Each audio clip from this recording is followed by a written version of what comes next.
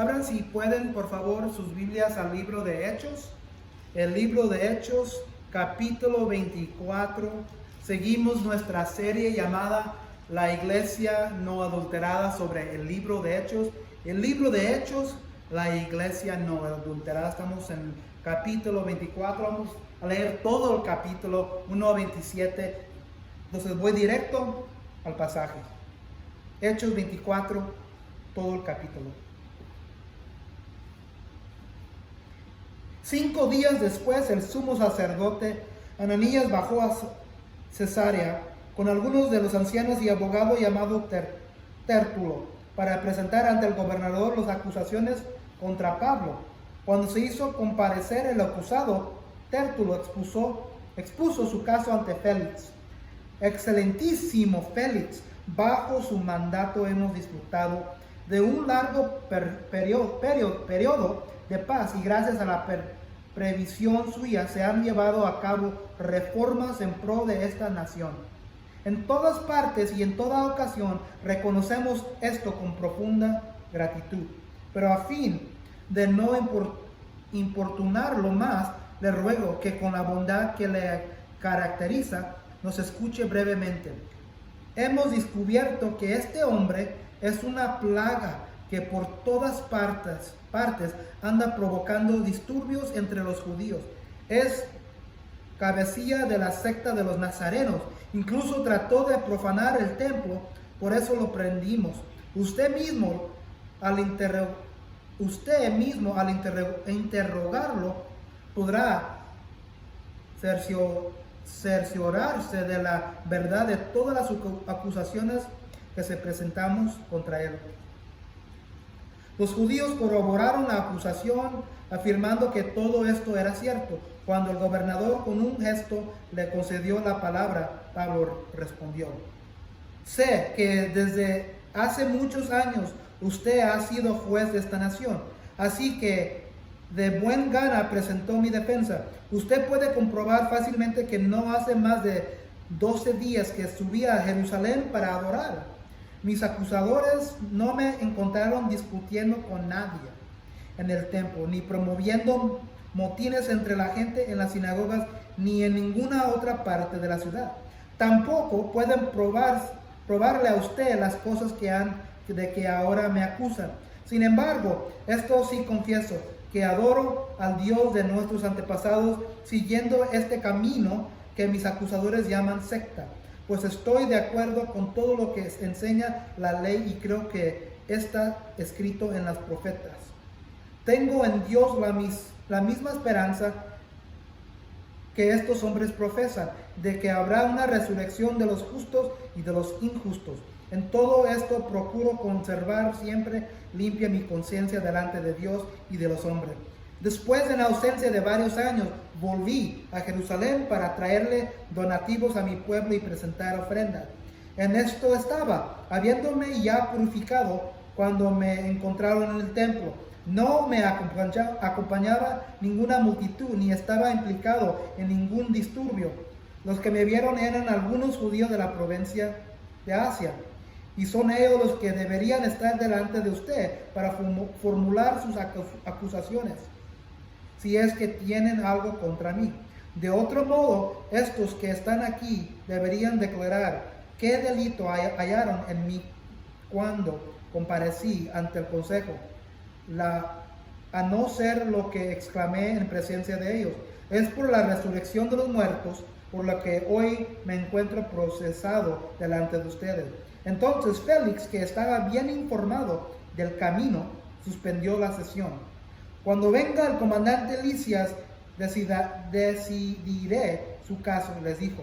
Luego le ordenó al centurión que mantuviera custodiado a Pablo, pero que le diera cierta libertad y permitiera que sus amigos lo atendieran. Algunos días después llegó Félix con su esposa Drusila, que era judía. Mandó llamar a Pablo y lo escuchó hablar acerca de la fe en Cristo Jesús.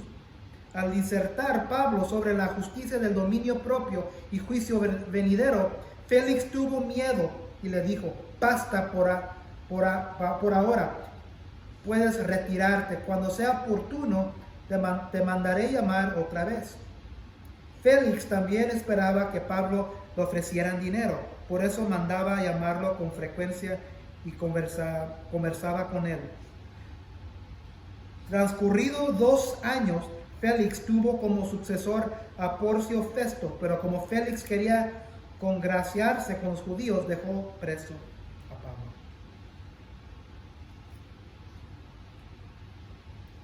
Normalmente, alrededor de esta temporada del año, ya he fumigado para insectos, araña, etcétera, alrededor de nuestra casa.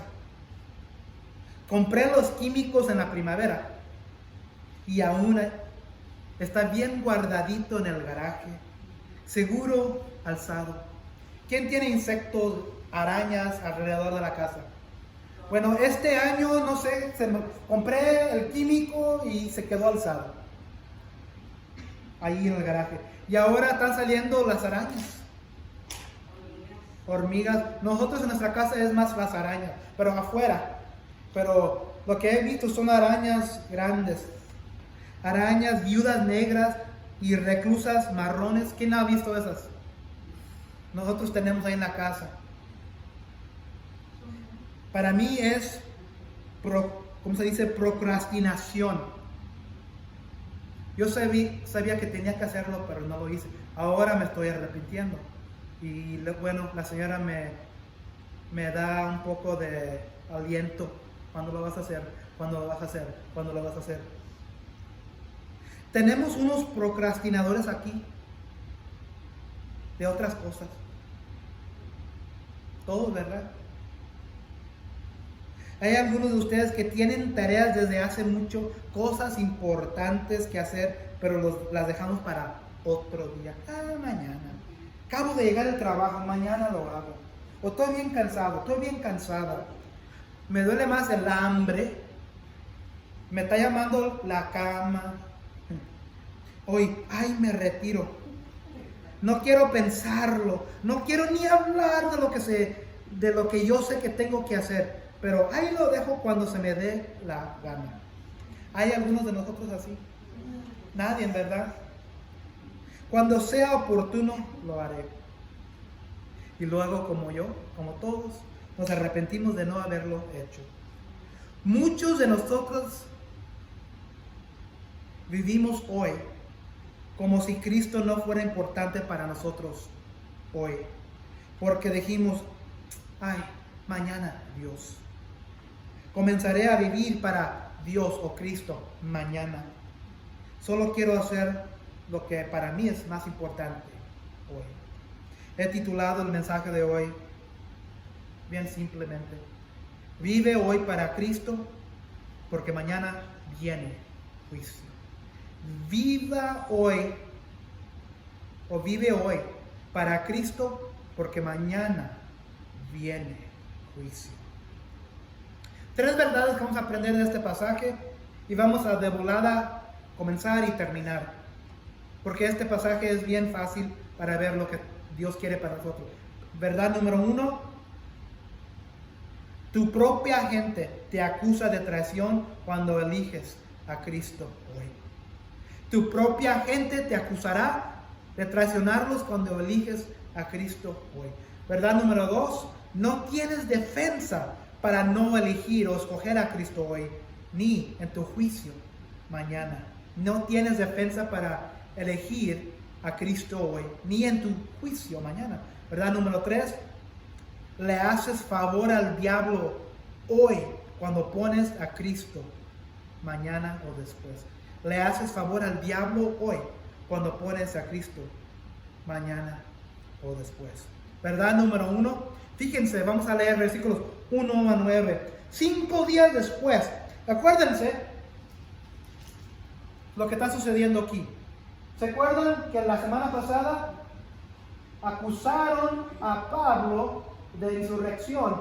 Lo querían matar, el comandante lo sacó, lo rescató y lo guardó hasta que viniera el gobernador. Y hubo un complot, ¿se acuerdan?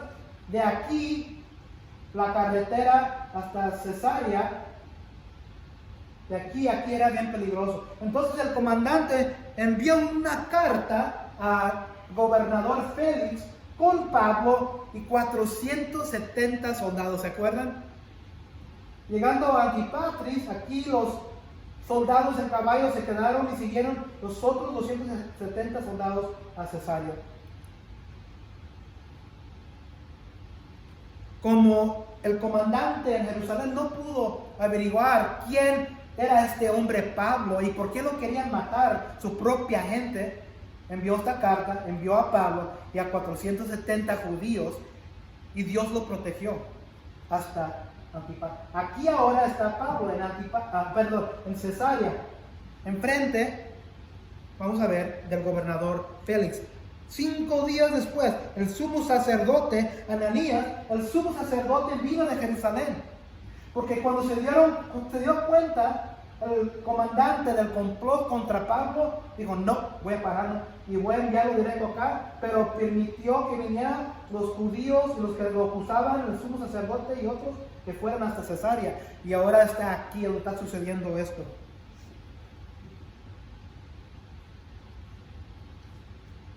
Con 5 días después, el sumo sacerdote Ananías bajó a Cesarea con algunos de los ancianos y un abogado llamado Tértulo para presentar ante el gobernador las acusaciones contra Pablo. La presencia de los tres, Ananías, que es el sumo sacerdote, los ancianos y un abogado experto en la corte de Félix, nos recuerda cuán serio era el liderazgo judío para obtener una condenación contra Pablo y para matarlo. Es serio.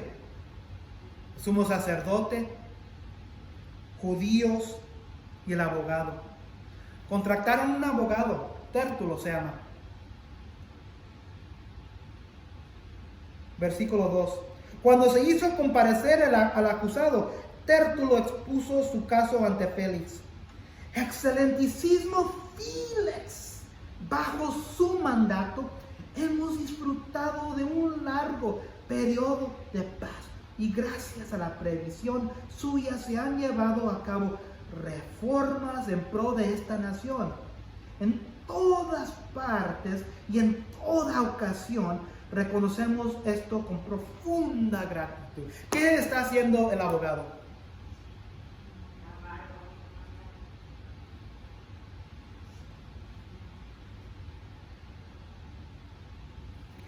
En realidad, este gobernador Félix había sofocado varias insurrecciones con una brutalidad tan bárbara que se ganó el horror, no el agradecimiento de la población judía. Pero aquí este abogado acaba de decir, lo estaban saltando. ¿Por qué? Porque quería castigar A Pablo. Pero este gobernador había matado a bastantes judíos. En particular, él ordenó una masacre de miles de judíos en Cesarea, con muchas más casas judías saqueadas por los soldados romanos. Lo está adulando. Adulación.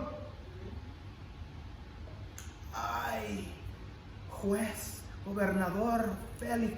Fíjese cómo le dice. Excelentísimo. Porque quieren a Pablo muerto. No les importa que si este gobernador hubiera matado a millones. Quieren a este hombre muerto. Antes de seguir adelante con lo más importante de esto, quiero decir algo sobre la adulación. La adulación es un pecado que a menudo se descuida, uno del que la Biblia habla más a menudo de lo que uno podría pensar. Romanos 16:18 nos habla de aquellos que no sirven a nuestro Señor Jesucristo, sino a su propio vientre, y con palabras suaves y palabras lisonjeras engañan los corazones de los simples. Judas 1:16 habla de los que pronuncian grandes palabras exageradas, adulando a la gente para sacar ventaja. Aquí es lo que está haciendo este abogado. No es mucho más diferente como los abogados que hay hoy, ¿verdad? Sí, lo mismo, es un abogado.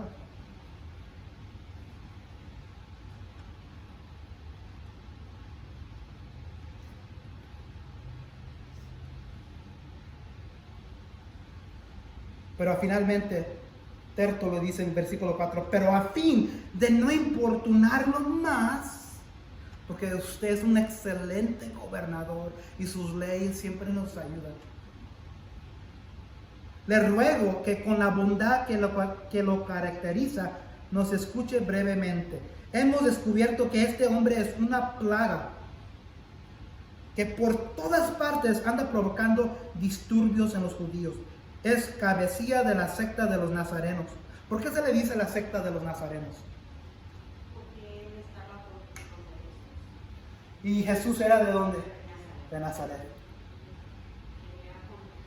Venía siendo pues, parte de los dos. Y acuérdense, si no sabían esto, ahora van a saber, Nazaret era un pueblito y cada ciudad tiene un área, una región donde ahí viven los pobres, ahí viven los que no tienen mucho, ahí viven los que... Es como... ¿Cómo? Es igual que ahora. Sí. Hay partes donde hay unos hispanos, partes donde hay gente de color. Sí, pero donde la gente dice, ay, viven esa gente. Así es lo que tenía, eso era como se miraba Nazaret en esos tiempos. Y cuando escuchan el término, la frase Jesús de Nazaret, no era porque lo estaban levantando, lo estaban ¿qué? Lo estaban insultando. Cuando escuchen el término Jesús de Nazaret, eso es un término ofensivo. Es un insulto. Es como decir, ahí viene Joel de El Rino. ¿De dónde eres tú? De El Rino. Entonces cuando escuchen pero ya con tiempo ese término, esa frase se quedó, Jesús de Nazaret. Y ahora lo que está haciendo aquí este abogado, los nazarenos. Esta es la cabecilla, la cabeza de los nazarenos. Sí, secta. Es lo que dicen mucha gente de los cristianos, son sectas. Es lo que dice mucha gente de la iglesia Houston, una secta, porque estamos retirados allá afuera. Es cabecilla de la secta de los nazarenos. Incluso trató de profanar el templo, por eso lo prendimos. Usted mismo lo interrogará. Al interrogarlo, podría cerciorarse de la verdad de todas las acusaciones que presentamos contra él. Los judíos que estaban allí, también, ¿se acuerdan que vinieron los judíos también? Corroboraron la acusación afirmando que todo esto era cierto. Su propia gente, los judíos, ¿qué es Pablo? ¿Se acuerdan que cuando Pablo estaba por aquí, hizo un esfuerzo para regresarse hasta su propia familia? Porque era su gente, era su familia, era su sangre, era su raza. Y ahora su propia raza los quieren matar. Su propia raza lo están rechazando. Su propia gente, su propia familia lo quieren muerto. Es como nosotros, como de México, siempre llevamos a México como nuestra familia. ¿Y qué es lo que pasa cuando uno como hispano finalmente abre la Biblia? Puede ser cuando era en su niñez, su adolescencia, o quizás como abren la palabra de Dios, la verdad, y se dan cuenta y Dios abre sus ojos y venimos a la verdad de que solo por Cristo hay salvación, en ninguna otra manera. Nos volvemos cristianos y que muchas veces lo que va a pasar con nuestras amistades, nuestras familias, nos van a rechazar. Nos van a decir, ustedes son traicioneros. Han sido ustedes llamados traicioneros por su fe.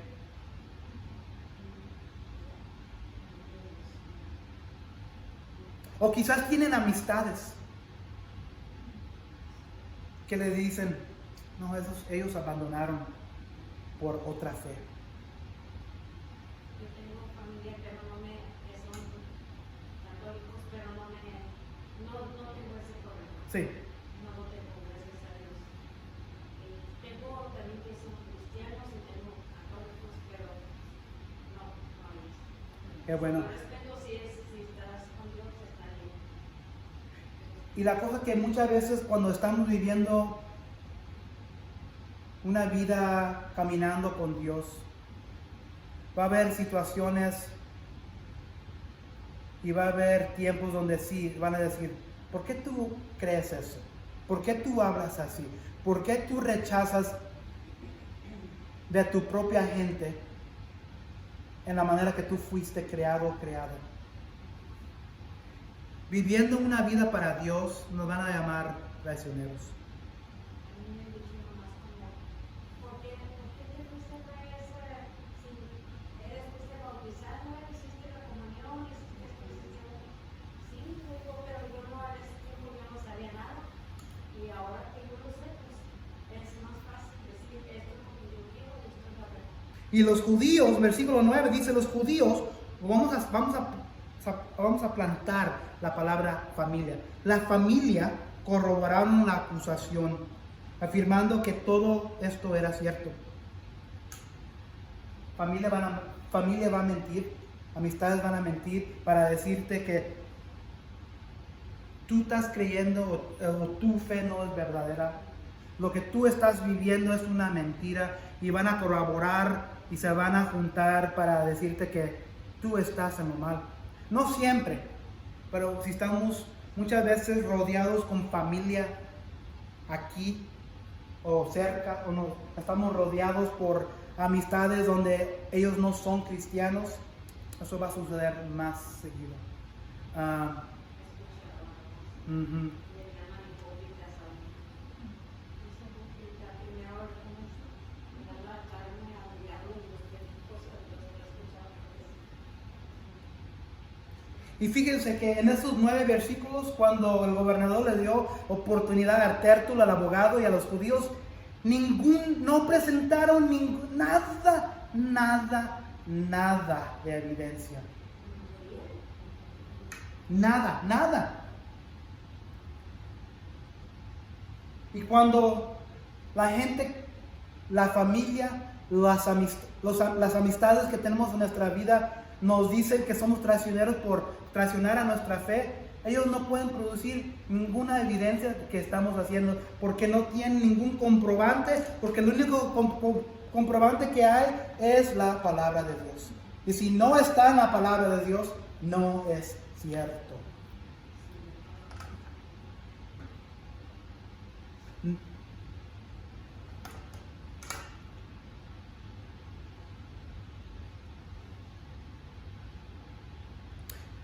Mañana cuando tenga chance, a lo mejor hoy en la noche, cuando tenga chance, oportunidad, le voy a hablar a nuestro hermano José. Él, no sé si ha regresado o va a regresar la semana que viene, pero él vive una vida así, rodeado con gente, con su propia familia en la casa. Y eso es lo que tiene que vivir todos los días. La familia de Pablo lo están acusando, lo quieren enterrar, lo quieren matar y están dispuestos de mentirle al gobernador que él es un gobernador buenísimo, que rescatar a un hombre, prefieren matar su propia sangre. Porque él habla la verdad, él habla de la verdad de Jesucristo. Vamos a ser traicionados por nuestra gente, por nuestras amistades. Y vamos a perder amistades. Vamos a perder familia.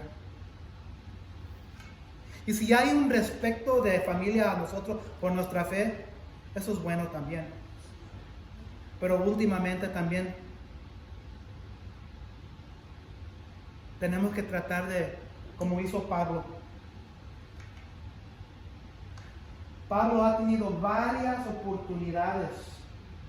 Por eso regresó Pablo a Jerusalén, sabiendo que su familia no eran creyentes. Su familia todavía estaban siguiendo la ley, estaban siguiendo la ley de Moisés. Estaban practicando todos los rituales de antes. Y él quería que miraran la verdad. Sabiendo esto, él vino a persuadirlos. Nosotros también tenemos una responsabilidad para nuestras familias.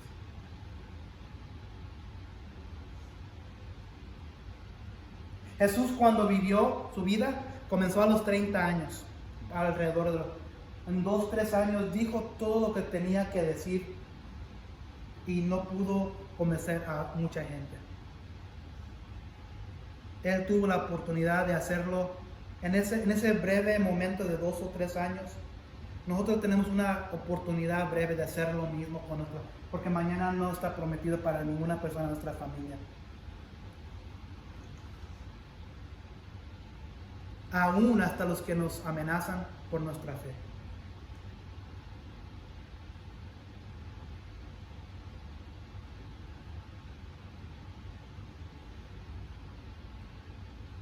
Tu propia gente te acusará de traición cuando eliges a Cristo hoy. Tus amistades, con los que trabajas, tu familia. Pablo estaba viviendo una vida para Cristo y era evidente en cómo hablaba, en cómo vivía, cómo pensaba. Y la gente, la familia, la raza miraba todo esto. Entonces, si no estamos siendo acusados, yo mismo también me pregunto eso, si yo no estoy siendo acusado de ser un cristiano de la verdad, quizás no estoy viviendo una vida para Dios, o evidente para Dios.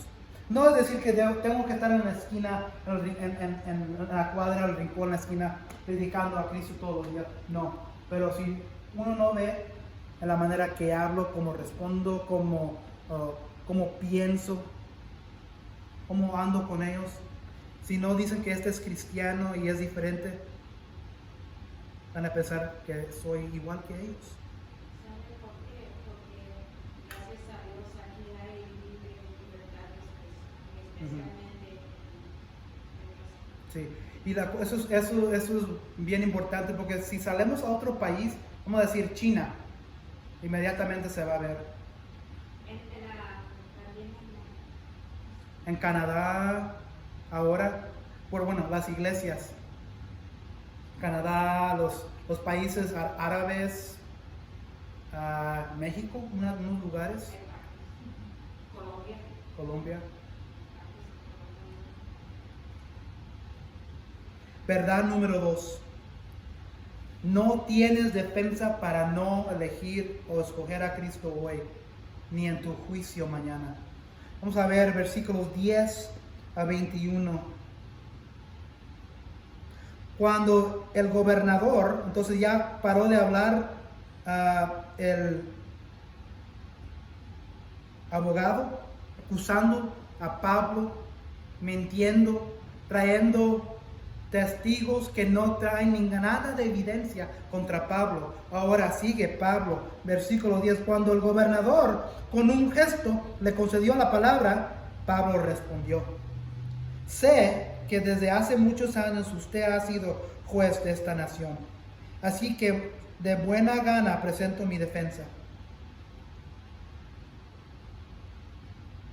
Usted puede comprobar fácilmente que no hace más de 12 días que subí a Jerusalén para adorar. Mis acusadores no me encontraron discutiendo con nadie en el templo, ni promoviendo motines entre la gente en las sinagogas, ni en ninguna otra parte de la ciudad. Dice Pablo, usted puede comprobar, hace 12 días yo estaba en el templo adorando, y no van a encontrar a ninguna persona que va a decir al contrario.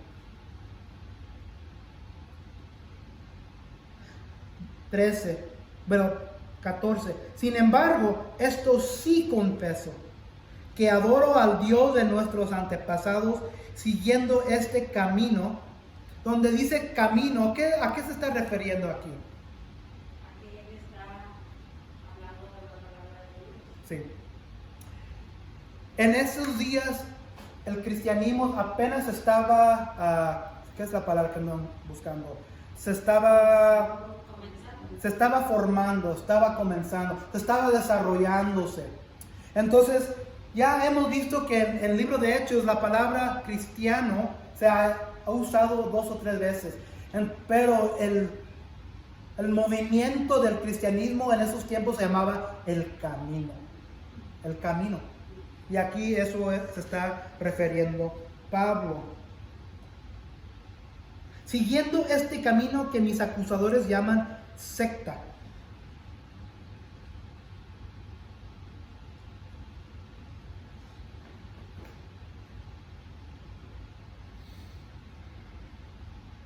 Pues estoy de acuerdo con todo lo que enseña la ley y creo lo que está escrito en las profetas. Tengo en Dios la misma esperanza que estos hombres profesan. ¿Se acuerdan que estos judíos, la mayoría de ellos eran fariseos? Los fariseos creían en la resurrección. Tengo en Dios, versículo 15, la misma esperanza que estos hombres profesan, de que habrá una resurrección de los judíos y de los injustos. En todo esto procuro conservar siempre limpia mi conciencia delante de Dios y de los hombres. La resurrección de los muertos. Aquí Pablo está hablando de la esperanza que tenemos en Jesucristo. Que un día los muertos, no nomás los justos van a ser levantados en la resurrección, también los injustos. Versículo 15. Tengo en Dios la misma esperanza que estos hombres profesan, de que habrá una resurrección, fíjense, de los justos y de los injustos. En todo esto procuro conservar siempre limpia mi conciencia delante de Dios y de los hombres. Entonces lo que está haciendo aquí Pablo se está comparando a los que lo están acusando, está diciendo, yo creo lo mismo que ellos creen. Ellos creen lo mismo que yo creo. No hay ninguna diferencia. Tenemos la misma esperanza. Por eso dice en 16, en todo esto procuro conservar siempre limpia mi conciencia delante de Dios y de los hombres. Versículo 17. Después de una ausencia de varios años, recuerda que cuando Pablo se fue, hizo 3 viajes misioneros y eso duró décadas. A Jerusalén volví a Jerusalén para traerle donativos a mi pueblo y presentar ofrendas. ¿Se acuerdan de eso? Que Pablo se trajo a hombres con él de las iglesias que él había creado, que él había instituido a ayudar. Y se trajo a estos hombres con los donativos, con el dinero, para ayudar a la iglesia en Jerusalén. Sí, es la iglesia madre. No nomás regresé, no nomás creo que lo mismo que ellos creen, no nomás creo que tengo la misma esperanza, hasta vine con dinero para ayudar a la iglesia madre. Y ahora me están acusando. Versículo 18. En esto estaba, habiéndome ya purificado cuando me encontraron en el templo. No me acompañaba ninguna multitud ni estaba implicado en ningún disturbio. Los que me vieron eran algunos judíos de la provincia de Asia y son ellos los que deberían estar delante de usted para formular sus acusaciones si es que tienen alguna o algo contra mí. Dice Pablo, ellos deben estar aquí, los que me acusaron, pero no están, no vinieron, no se presentaron. De otro modo, versículo 20, estos que están aquí deberían declarar qué delito hallaron en mí cuando comparecí ante el consejo, a no ser lo que exclamé en presencia de ellos. Es por la resurrección de los muertos por lo que hoy me encuentro procesado delante de ustedes.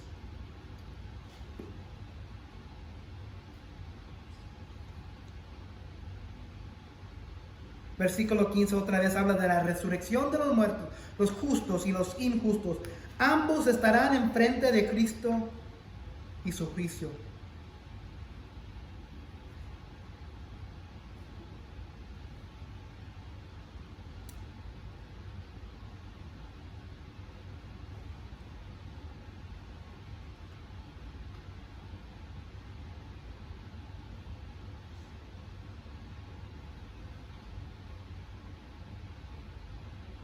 Una resurrección de los justos, de los injustos.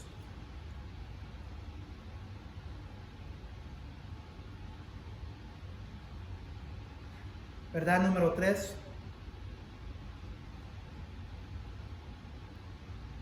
Le haces favor al diablo cuando pones a Cristo después. Le haces favor al diablo cuando pones a Cristo después. 22 a 27. Entonces, ahora, Félix, que estaba bien informado del camino, suspendió la sesión. Entonces, Pablo paró de hablar.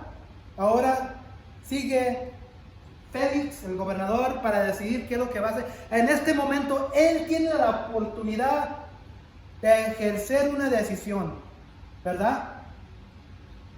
Mirar la evidencia. ¿Hay evidencia? No. O mirar que no hay evidencia y decir que Podría decir que era libre. No había- libre o culpable, ¿verdad? Pero ahí era libre. Fíjese lo que hace Félix. Cuando venga el comandante Lisias, decidiré su caso, les dijo. Él tuvo la oportunidad de decidir, pero no lo hizo.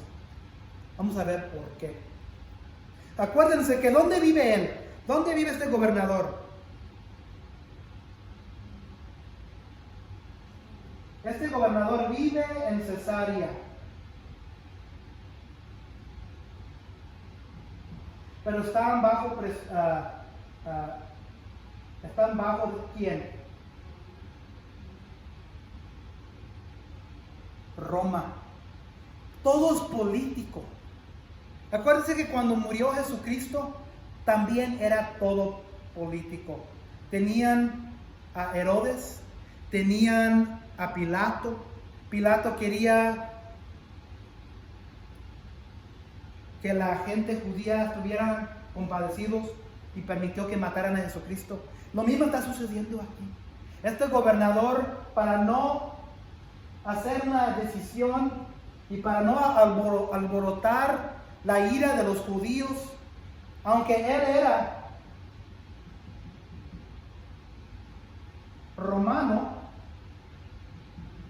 todavía vivía en una región judía y muchas veces podían pasar rebeliones, ¿verdad? Y él no quería eso. Él estaba pensando de él mismo. Fíjense, ¿en qué versículo estamos? 22.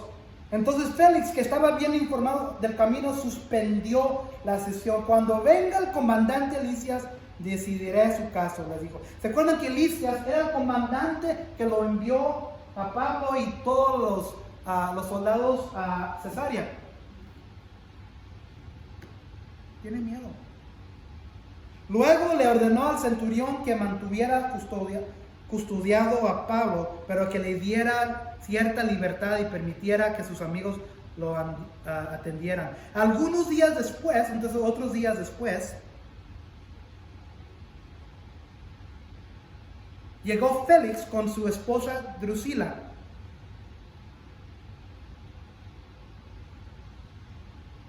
No estoy batallando con esta laptop porque no tengo un pedacito que me salga. Vino Félix con su esposa Drusila, que era, fíjense, judía. Y como judía, ¿qué es lo que piensan ustedes que ella sabía un poco? Sabía lo que estaba pasando, sabía de las leyes judías, sabía quizás de este Jesús, sabía quizás del camino. ¿Y con quién está casada esta judía? Con el gobernador, con Félix. Entonces, cuando dice en 22, dice entonces Félix, que estaba bien informado del camino, suspendió. Entonces Félix tenía conocimiento de los judíos, de la fe judía, porque estaba casado con una judía. Días después llegó Félix con su esposa Drusila, que ella era judía. Mandó llamar a Pablo y lo escuchó hablar acerca de la fe en Cristo Jesús. Esto va a ser lo más importante que vamos a aprender hoy. Entonces, este gobernador Félix y su esposa Drusila le hablan a Pablo que venga ahí donde están ellos. Y escuchó hablar acerca de la fe en Cristo Jesús. Al disertar Pablo sobre la justicia, el dominio propio y el juicio venidero, Félix tuvo miedo. y le dijo: cállate, basta por ahora, puedes retirarte. Cuando sea oportuno te mandaré llamar otra vez. Félix también esperaba que Pablo le ofreciera dinero, por eso mandaba llamarlo con frecuencia y conversaba con él. ¿Qué es lo que está haciendo aquí este Félix? Él estaba procrastinando. No porque quería ver qué era la verdad, porque él no quería hacer ninguna decisión. Félix sabía la verdad un poco debido a su esposa judía. Pero fíjese que cuando Pablo comenzó a hablar en versículo 25, se acercó mucho la verdad a Félix. En los últimos del 24 dice: escuchó hablar acerca de la fe en Cristo Jesús. Entonces Pablo ahora tiene la oportunidad de darle el evangelio a este gobernador. Le está dando el evangelio, le está dando la verdad, le está hablando de la fe en Jesucristo. Porque ahora nomás es Pablo, Félix y su esposa, nadie más. Esos dos son su audiencia. Al disertar Pablo sobre, fíjense lo que está hablando Pablo con el gobernador y su esposa: la justicia, el dominio propio y el juicio venidero. Félix tuvo miedo y le dijo: basta por ahora, puedes retirarte. Hay una razón. La conversación de Pablo con Félix se volvió tan personal que Félix se asustó. Félix, como Herodes Antipus, había tomado la esposa de otro hombre.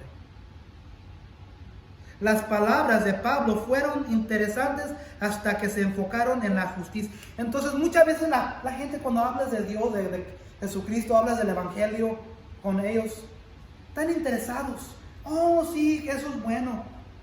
Pero cuando le comienzas a hablar de la verdad y de la justicia para sus vidas, es cuando se pone un poco incómodo, ¿verdad? Y eso es lo que pasó aquí. Las palabras de Pablo fueron interesantes para Félix y su esposa hasta que se enfocaron en la justicia, el dominio propio y el juicio venidero. Muchas personas se alegrarán de hablar contigo sobre el evangelio de Dios, de Jesucristo, de la fe, de religión, siempre que no les afecte la vida de forma demasiado personal. Cuando lo haga, algunos de nosotros resistiremos o correremos, o esa gente. Pero de esto se trata el evangelio. El poder de Dios para cambiar vidas para hoy y para el juicio y el reino por venir. El evangelio no es efectivo. Puedes tener el evangelio aquí. Puedes tener la verdad aquí. Sí, Cristo murió por mí. Él derramó su sangre en la cruz para mí. Yo puse mi fe en Él. Él me da vida eterna. Pero cuando se trata de vivir la verdad de Dios, eso es más perfecto. De esto se trata el evangelio. El poder de Dios para cambiar vidas. Para hoy y para el juicio del reino por venir. El evangelio no es efectivo hasta que pase de los principios de la cabeza y de la doctrina a una dinámica de cambio de vida. Entonces puedes saber todo sobre la Biblia, puedes saber todo sobre el evangelio, de lo que hizo Jesús sobre la cruz para nosotros, pero si no cambia tu vida, vamos a ser igual que este gobernador Félix. Él le estaba pegando en su conciencia. ¿Y qué es lo que dice Félix? ¡Salte de aquí! Muchas veces vamos a tener oportunidades de hablar con gente que amamos, familia, amistades, amigos, y comienzan a hablar de Dios, de Jesucristo, pero cuando llegue a cierto punto, ahí cuando le estás tocando ahora el alma, el corazón a esa persona para que cambie, para que rechacen el tipo de vida que han vivido, que no sigan a las cosas que estaban siguiendo antes y que ahora sigan a Cristo, que se enfoquen en Cristo y nadie más que a Cristo. ahí es donde les va a doler a ellos. Y aquí fue donde el dolor le pegó. Porque este hombre gobernador, Félix, había tomado una mujer que no era de él. Entonces, cuando uno está en pecado, el evangelio, la verdad de la Biblia va a doler. Cuando uno está en pecado, porque la Biblia es la verdad. Es como tomando un cuchillo, una espada y dándole la verdad. La verdad del evangelio. Le haces favor al diablo. Le haces el favor al diablo hoy cuando pones a Cristo después. El mundo, la vida de estas dos personas estaban en pecado. Ellos estaban enfocados en el mundo. Ellos estaban enfocados viviendo una vida no para Jesús o para Dios, pero para el mundo y para el diablo. Ellos eligieron seguir al diablo hoy en su pecado. No escuchar la verdad, no escuchar el evangelio, pero en haciendo eso, estaban poniendo a Cristo después. Y fíjense lo que dice el versículo, los últimos del versículo 24, acerca de la fe en Cristo Jesús. En el versículo 25, la justicia, el dominio propio. Muchas veces el problema que tiene mucha gente antes de venir a Jesucristo es que no tienen dominio propio. ¿Qué es dominio propio? Alguien. Dominio propio. Control. Como control en este sentido está hablando del pecado. Control de controlarse eso ante el pecado. Puede ser de adulterio, puede ser de codiciar el dinero, el trabajo, la familia, lo que es más importante. Y luego no nomás paran, pero siguen codiciando lo que no es importante. No tienen dominio propio. Justicia, dominio propio. Luego el juicio. ¿Qué es lo que piensan ustedes que cuando Félix escuchó que viene un juicio para los que no tienen dominio propio, los que no tienen o viven una vida llena de justicia, los que no tienen a Cristo como su vida, como su fe en su vida? ¿Qué es lo que pensó Félix viviendo en pecado? Y lo leímos. Yo no quiero escuchar más. Me gusta mi vida como está, me gusta mi pecado, me gusta hacer lo que yo estoy haciendo, me gusta que yo saqué a esta mujer de otro hombre, fue adulterio, no me importa. Y escuchando la verdad de Pablo, no quiero escuchar más. Le pegó fuerte en su corazón, dijo, no quiero escuchar más. Estaba escogiendo el diablo en ese momento que poner a Cristo después. Entonces las tres verdades, tu propia gente te acusará de traición unas veces cuando eliges a Cristo hoy. No tienes defensa para no elegir a Cristo hoy, ni en tu juicio mañana, porque otra vez en versículo 25, el juicio venidero, verdad número 3, le haces favor al diablo hoy cuando pones a Cristo después. ¿Qué significa esto para hoy, para nosotros? Como gente de la iglesia. Muchas veces nosotros nos desviamos como cristianos. Entonces si estás viviendo una vida para Cristo y estás caminando con Él, eres parte del camino de Cristo y estás viendo este pasaje, sigue viviendo para Cristo, porque sabes que mañana viene un juicio todavía. Viene un juicio no nomás para los injustos, pero como dijo Pablo, viene un juicio para los justos, para cada uno de la fe de Jesús, de la fe de la familia de Dios. Si eres cristiano y no estás viviendo una vida, si no estás en el camino, hay que enderezarnos al camino de Cristo, porque viene el juicio mañana.